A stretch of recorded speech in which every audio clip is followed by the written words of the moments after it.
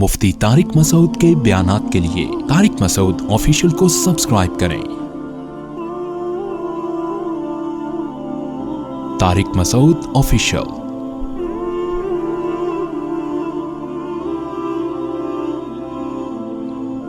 فَإِذَا قَضَيْتُمُ الصَّلَاةَ فَاذْكُرُوا اللَّهَ قِيَامًا وَقُعُودًا وَعَلَى جُنُوبِكُمْ۔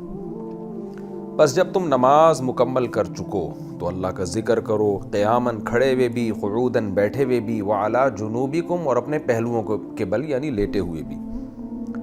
کیا مطلب کہ نماز جنگ کی حالت میں جو ہم نے نماز کا طریقہ تمہیں بتایا ہے، جب وہ مکمل کر لو تو بھی اللہ کو تم نے یاد بہرحال کرنا ہے، بیٹھے بھی لیٹے بھی، تین ہی حالتیں ہوتی ہیں، انسان یا تو کھڑا ہوا ہوتا ہے، یا انسان بیٹھا ہوا ہوتا ہے، یا لیٹا ہوا ہوتا ہے۔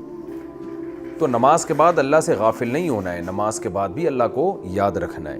فَإِذَا طُمَأْنَنْتُمْ بس جب تم اطمینان کی حالت میں آ جاؤ، یعنی جنگ ختم ہو جائے، فَأَقِيمُوا الصَّلَاةَ تو نماز قائم کرو۔ کیا مطلب؟ یعنی معروف طریقے سے نماز قائم کرو۔ یہ والا جو طریقہ ہم نے تمہیں جنگ میں بتایا ہے کہ ایک رکعت امام کے پیچھے اور ایک رکعت آپ وہاں جا کے پڑھیں گے فرنٹ لائن پہ، تو یہ والا نہیں۔ اقیم الصلاۃ کا مطلب الف لام عہد کا ہے۔ عہد کہتے ہیں وہ مخصوص طریقہ، وہ خاص نماز قائم کرو جو طریقہ تمہیں بتایا گیا ہے، یعنی پھر نارمل طریقے سے تم نماز پڑھنا شروع کر دو۔ کیوں؟ ان الصلاۃ کانت علی المؤمنین کتابا موقوتا، اس لیے کہ نماز مومنین پر کتاباً لکھی ہوئی ہے، موقوتا وقت کے حساب سے۔ اس لیے اللہ نے کہا کہ نماز قائم کرو، یعنی سیدھا کرو، اس کو جو ٹائم ہے اس کا خیال کرو، نماز کو اپنے وقت سے مقرر مت کرو، کیونکہ عام ذکر میں تو تمہیں اجازت دی گئی ہے کہ جب چاہو کر لو، لیکن نماز میں ایسا نہیں ہے، ہر نماز کا ایک پراپر ٹائم ہے، اس ٹائم کے اندر ہی تمہیں نماز پڑھنی پڑے گی۔ وَلَا تَهِنُوا فِي ابْتِغَاءِ الْقَوْمِ اور کمزور مت پڑو کسی قوم کی تلاش میں۔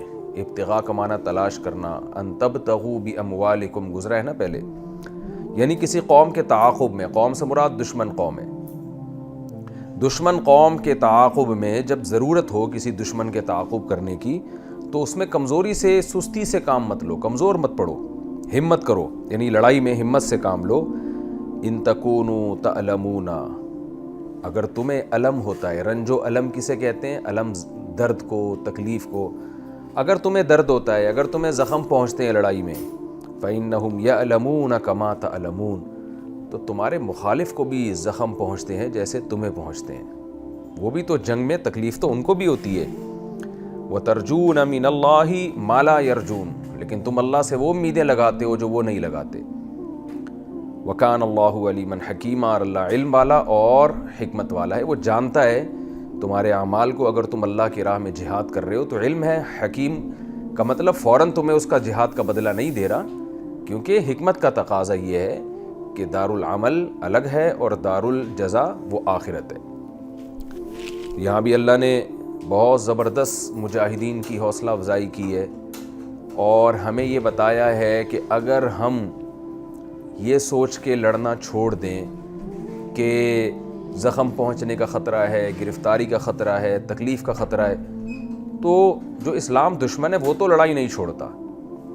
تو اللہ کہتے ہیں وہ دنیا کے لیے لڑ رہا ہے، اور دنیا کے لیے رسک لے رہا ہے، یہ موت کا خطرہ اس کو بھی ہے، گرفتاری کا خطرہ اس کو بھی ہے، وہ یہ سارے رسک لے رہا ہے صرف اس امید پہ کہ شاید اس کو فتح ہو جائے اور دنیا حاصل ہو جائے۔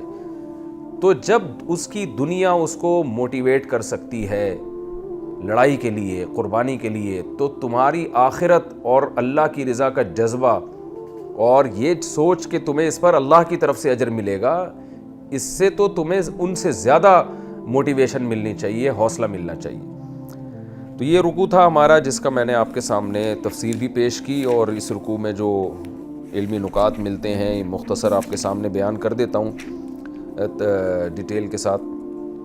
ڈیٹیل کا مطلب یہ کہ یعنی نمبر وار اس کو میں بیان کر دیتا ہوں۔ پہلا تو ہمیں یہاں سے یہ پتہ چلا کہ جب ہم سفر میں ہوتے ہیں تو اللہ نے ہمیں نماز میں کمی کرنے کی اجازت دی ہے، اور حدیث سے ہمیں یہ پتہ چلتا ہے کہ یہ اجازت اصل میں اللہ کی طرف سے یعنی ساقط کر دی ہے، ہمارے اوپر جو نماز تھی وہ اللہ نے ساقط کر دی ہے۔ اور جب ساقط کر دی ہے تو ہمیں پھر اس کو میں اضافہ کرنے کی اجازت نہیں ہے، کیونکہ یہ ایسے ہوگا جیسے اللہ کے صدقے سے آپ اعراض کر رہے ہیں۔ تصدقوا صدقۃ تصدق اللہ بہا علیکم، حدیث میں آتا ہے یہ اللہ کی طرف سے صدقہ ہے تمہارے لیے، اللہ نے تم پر کیا ہے، تو اللہ کے صدقے کو ریجیکٹ نہیں کیا جا سکتا۔ تو ہماری رائے میں راجح بات یہی ہے کہ آپ نے سفر میں 2 رکعتیں ہی پڑھنی ہیں، ظہر، عصر اور عشاء کی۔ تو یہ ایک ہمیں پتہ چلا۔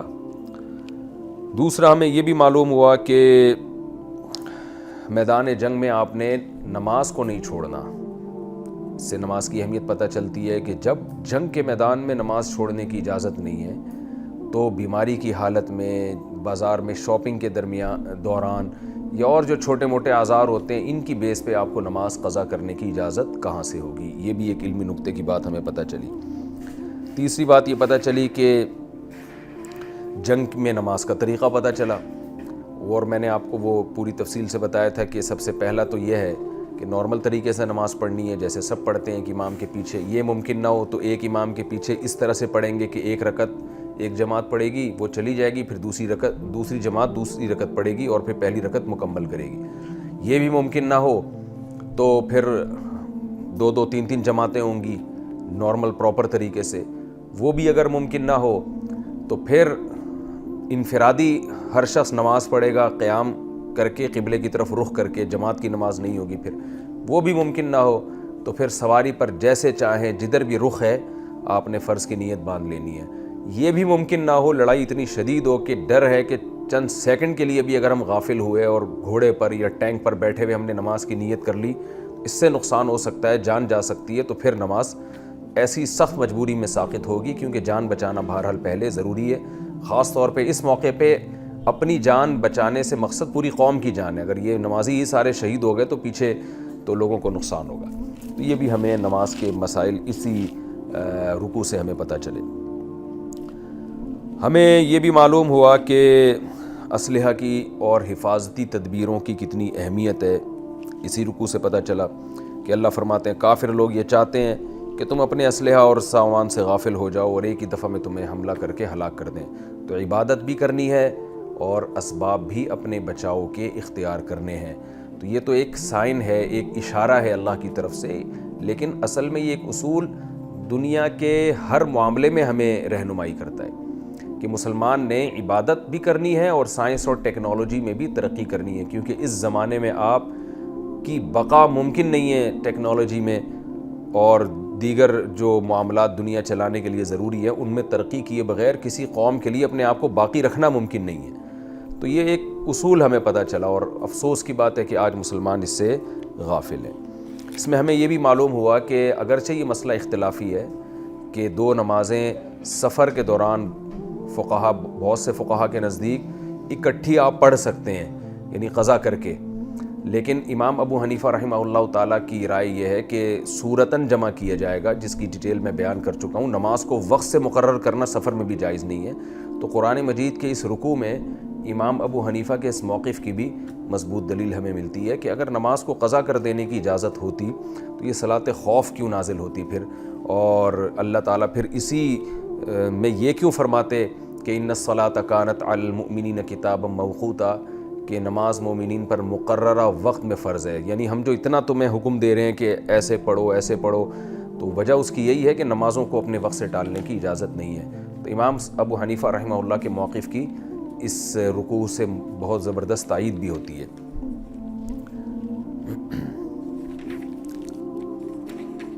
اور یہ بھی پتہ چلا کہ نماز کے بعد بھی ہم نے اللہ سے غافل نہیں ہونا ہے۔ فَإِذَا قَضَيْتُمُ الصَّلَاةَ، جب نماز پڑھ لیں تو اس کے بعد بھی ذکر کرنا ہے۔ اسی وجہ سے رسول اللہ صلی اللہ علیہ وسلم نماز مکمل کرنے کے بعد بھی 33 دفعہ سبحان اللہ، 33 دفعہ الحمدللہ اور 34 دفعہ اللہ اکبر پڑھا کرتے تھے۔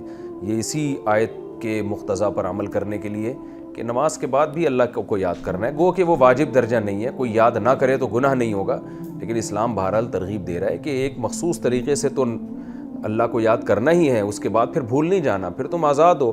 تو اس لیے اس سے کثرت ذکر کی فضیلت معلوم ہوتی ہے، اور حدیث میں اسی کو یوں بیان کیا گیا لا یزال لسانک رطبا من ذکر اللہ، کما قال صلی اللہ علیہ وسلم، کہ تمہاری زبان ہر وقت اللہ کے ذکر سے تر رہے۔ اور پھر آخر میں وَلَا تَهِنُوا فِي ابْتِغَاءِ الْقَوْمِ، اس میں ہمیں جہاد کے لیے حوصلہ پیدا کرنے کی ترغیب ہے کہ دشمن قوم سے لڑائی میں سستی سے کام نہ لیا کرو۔ تو یہ جو ہمارے مسلمان فوجی لڑتے ہیں، مجاہدین لڑتے ہیں، ان کو اس آیت سے حوصلہ ملنا چاہیے کہ اللہ کہہ رہے ہیں کہ ان کو امیدیں نہیں ہیں، کافروں کو اللہ سے کوئی امید نہیں، تم تو اللہ سے امیدیں لگا کے بیٹھے ہو، تمہیں تو شہادت کا خون کا قطرہ گرنے سے پہلے تمہارے گناہ معاف ہوتے ہیں، تو تمہیں ان سے زیادہ جی جان کے ساتھ لڑنا چاہیے۔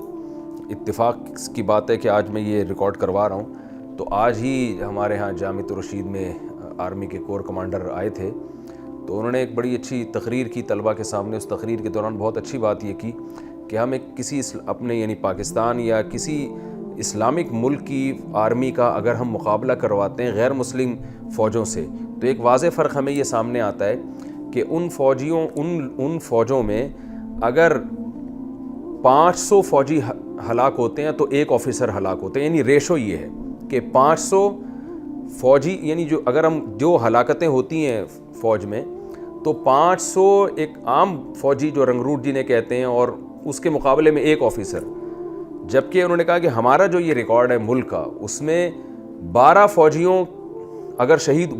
شہید ہوئے تو ایک آفیسر۔ یعنی انہوں نے بتایا کہ اس کی وجہ یہ ہے کہ یہاں اسلام ہے اور لوگ شہادت کے جذبے سے لڑتے ہیں، ان کو یہ امیدیں ہوتی ہیں کہ اس کا ہمیں آخرت میں اجر ملے گا۔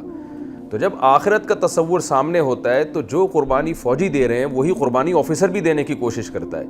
تو 12 فوجیوں کے مقابلے میں ایک یعنی آفیسر شہید ہوتا ہے، جبکہ دوسرے ملکوں کی آرمی میں یہ دیکھا جاتا ہے کہ 500 ریشو یہ ہے کہ 500 فوجی ہوں گے تو ایک آفیسر ہوگا، کیونکہ وہاں آفیسر کوشش کرتے ہیں کہ جان بچانے کی، کہ بھئی جو کام فوجیوں کے ذریعے ہو سکتا ہے وہ میں کیوں کروں۔